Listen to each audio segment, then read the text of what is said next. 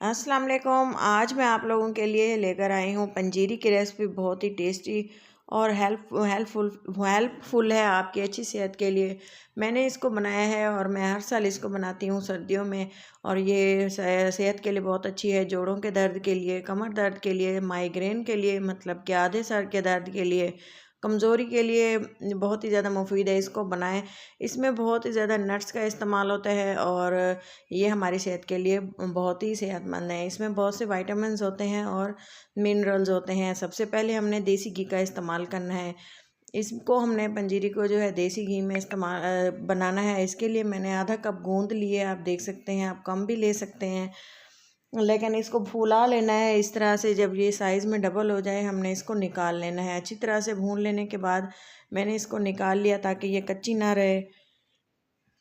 गोंद जो है हमने कीकर का लेना है क्योंकि ये गर्माहट देता है जिस्म में, सर्दियों के लिए ये ख़ास है। तो इसी घी में हमने फूल मखाना फ्राई कर लेना है। इसको इतना भूनना है कि ये क्रंची सा हो जाए।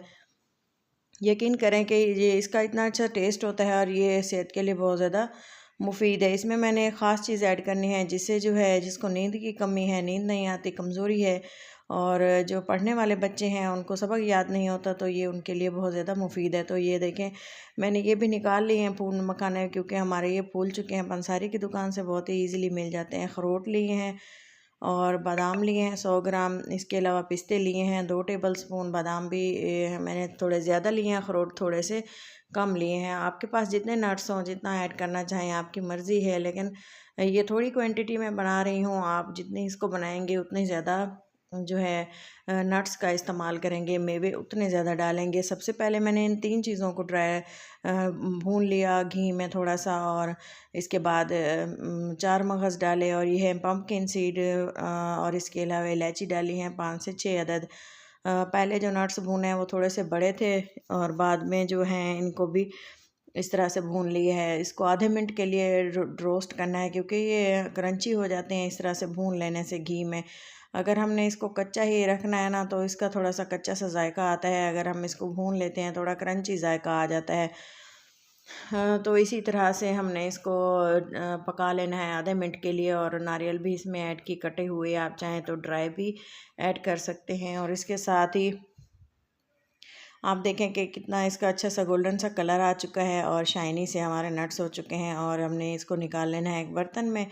और इसके साथ ही इसके बाद हमने जो काम करना है वो है, इसमें हमने इसकी पहले जो है बेस बना लेनी है। जैसा कि हमने इसको आटे में बनाना है या इसको हम सूजी में बनाना है, वो मैं इसको आपको बताती हूँ कि हमने इसमें कौन से आटे का इस्तेमाल करना है। ये देखें, घी डाल दिया है फिर से 2 टेबल स्पून के बराबर। और आपके जो अगर आपने बनानी है तो आप उसको ज़्यादा डालेंगे घी को। तो ये है आधा कप सूजी और 1 कप के बराबर मैं ले रही हूँ गेहूँ का आटा। लाल आटा जो हम घर में खाते हैं, गंदम का आटा, और नॉर्मली जो हम यूज़ करते हैं घरों में। और इसके साथ ही हमने इसको अच्छी तरह से हल्के आंच पे 10 से 15 मिनट के लिए भून लेना है। इसके नीचे फ्लेम को बिल्कुल लो रखना है क्योंकि अगर हम फ्लेम को हाई कर देंगे ना, तो ये जल्दी जल्दी भुन जाएगी, कलर तेज़ हो जाएगा और कड़वा सा जायका आएगा, जो कि हमें नहीं चाहिए। ये देखें, इसको ये जहन में रखें, टाइम इसका नोट कर लें, 10 से 12 मिनट के लिए हमने इसको भून लेना है। और जब आप देखेंगे कि इसका कलर गोल्डन सा हो गया है हल्का सा, तो हमने गैस की फ्लेम को बंद कर देना है। एक पैन लिया है और पैन में मैंने हाफ कप के बराबर गुड़ लिया है। इसको अच्छे से कूट लिया है और इसके छोटे छोटे पीसेस कर लिए हैं। इसके बाद मैं इसमें डाल दूँगी पानी। पानी डालने के बाद हमने इसको पका लेना है। इसको इतना भी नहीं पकाना कि ये शीरा बन जाए और सख्त हो जाए। इसको सिर्फ जो है हमने पानी में गुड़ को मेल्ट कर लेना है। मेल्ट करने के बाद थोड़ी देर पकाना है ताकि इसकी क्वांटिटी कम हो जाए, क्योंकि अगर हम गुड़ में पानी डालते हैं ना, तो ये थोड़ा सा इसका पानी ये खुद भी छोड़ता है और जो हम पानी इसमें डाल चुके हैं वो भी है। तो शीरा तैयार हो चुका है। अब हमने जो नट्स लिए हैं फ्राई किए हुए, वो हमने थोड़े दरदरे से क्रश कर लेने हैं। अगर आपके पास चॉपर है तो आप वो इस्तेमाल करके उसकी मदद से इसको कर सकते हैं दरदरा सा। अगर आपके पास दौरी डंडा है मीठे वाला, तो आप उसमें भी इसको कर सकते हैं। और तो अगर आप इसको ऐसे ही क्रश कर दें, ये इसी तरह से भी इजीली हो जाते हैं। छुरी के साथ। तो जिस तरह से हम प्याज वगैरह चॉप करते हैं ना, तो इसी तरह से मैंने इसको चॉप करके रख दिया, क्रश किए, मोटा मोटा दरदरा कूटा। पंजीरी में अगर ये मेवे मुंह में आते हैं ना तो टेस्टी लगते हैं। तो साथ ही ये मैंने इसमें डाली है, ये देखें जो सीक्रेट इंग्रेडिएंट्स आपको बताया है वो है खसखस।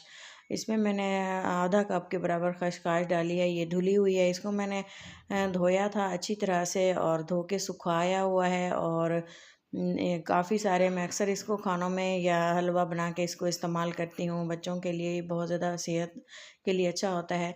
तो आप भी इसी तरह से इसको पहले धोया करें, क्योंकि इसमें कंकरियाँ वगैरह होती हैं। ये जो मिक्सचर हमने क्रश करके रखा हुआ था, ये भी मैंने इसमें ऐड कर दिया और थोड़ी देर इसको पका लिया। खसखस डालने के बाद 2 से 3 मिनट उसको फिर से भून लिया था चलाते हुए, और उसके बाद जो हमने क्रश किए हुए नट्स थे वो डाल दिए हैं। और अब ये जो गुड़ का शीरा बना के रखा हुआ था वो इसमें ऐड कर देंगे, और यकीन माने कि इसका कोई इतना अच्छा सा टेस्ट था। अगर आप इसको एक बार बनाएंगे ना तो यकीन माने आप इसको अक्सर इसको हर चीज़, हर मिठाई आप खाना भूल जाएंगे, इसका इतना शानदार टेस्ट होता है। अच्छी तरह से इसको हम मिक्स कर देंगे, भुरभुरा सा इसको बना लेंगे। और ये देखें, ये बिल्कुल भी इसके लम्स नहीं बने और एक चिपकी हुई नहीं बनी, ये बिल्कुल ही टेस्टी सी थी और शानदार सी बन के तैयार हुई। और सेहत के लिए बहुत ज़्यादा अच्छी है। न्यूबॉर्न मॉम होती है ना, जो अभी अभी जिन्होंने बच्चा पैदा किया हुआ है, उसके लिए जो है बहुत ज़्यादा मुफीद है। आप इसको बनाएं, घर में रखें और 2 चम्मच डेली इसका इस्तेमाल करें, सुबह में या शाम में गर्म दूध के साथ। तो यकीन माने इसके बहुत ज़्यादा बेनिफिट है। थोड़ा सा जो है मैंने सौंफ कूटे हुए क्रश किए हुए डाले हैं लास्ट में, और अब इसको ठंडा होने देंगे। ठंडा होने के बाद हमने इसको किसी एयर टाइट कंटेनर में सेव करके रख देना है, और जब दिल करे इसको इस्तेमाल करें, बच्चों को खिलाएं। ये बच्चों के लिए बहुत ज़्यादा हेल्दी है। तो इसको प्लेट में डाला, डिश आउट किया, और फाइनल लुक आपको दिखाते हैं जिसका आपको बेसब्री से इंतज़ार होता है। तो इतनी सी मैंने पंजीरी निकाली और बाकी मैंने स्टोर कर दी, और थोड़े से मैंने नट्स बचा के रखे हुए थे, वो भी ऊपर से गार्निशिंग के लिए डाल दिए। तो उम्मीद करती हूँ कि आपको मेरी ये रेसिपी बहुत पसंद आई होगी। सर्दियों के लिए एक तोहफ़ा है, आप भी इसको ज़रूर बनाएं और इन्जॉय करें। और कमेंट्स में बताएं कि मेरी ये रेसिपी और तरीका आपको किस तरह से अच्छा लगा है। तो ये देखें, माशाल्लाह से बहुत शानदार और बहुत ही टेस्टी लुक है। तो इसी के साथ ही अपना और अपनों का बहुत सारा ख्याल रखें, और दुआओं में याद रखें। और मज़ीद अच्छी वीडियोस देखने के लिए मेरे चैनल देसी फूड इंस्पिरेशन पे विज़िट करें और कमेंट्स लाजमी किया करें। तो ये देखें जी, कितनी माशाल्लाह से टेस्टी है और हेल्दी भी है। तो इसके साथ देंगे, अल्लाह हाफिज़।